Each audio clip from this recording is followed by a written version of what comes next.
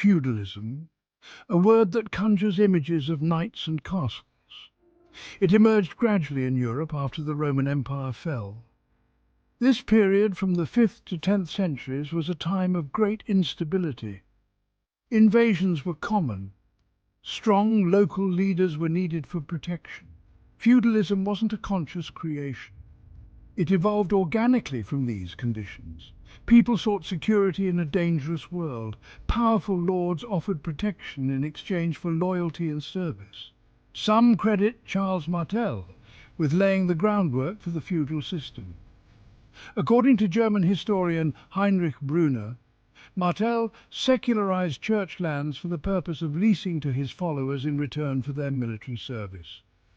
As his military became more expensive due to reliance on cavalry, Martel turned to granting followers church lands to maintain their support. Others view feudalism as a more gradual development over time. But how did it work? We'll see next. Before continuing, please help us out by subscribing to this channel, giving the video a like, and sharing it with your friends. Your comments will also be very valuable. Thank you. At the heart of feudalism was the relationship between lords and vassals. A lord was a noble who owned lands. A vassal was someone the lord granted possession of land in exchange for service to the lord. Vassals would get land and protection, while the lord would get a vassal he could call upon for military service. This was the feudal relationship. Not only were vassals bound to their lords, but peasants were bound to the vassals through manorialism, a type of land ownership. This agreement was formalized in a ceremony called commendation. The vassal swore an oath of fealty to his lord. During the act of homage, the vassal promised to fight for the lord upon command, while the lord pledged to protect the vassal from external threats. Fealty, from the Latin fidelis, faithful, refers to the recitation of an oath that confirmed promises made during homage. It's best envisioned as a pyramid with a king, the ultimate lord, at the top, and a series of vassalages cascading down to the peasant class. Peasants worked the land, providing food for the lords and vassals. Peasant life was hard. They toiled long hours in the fields. Their lives were dominated by the seasons and the demands of their lord. Most peasants were serfs. They were tied to the land.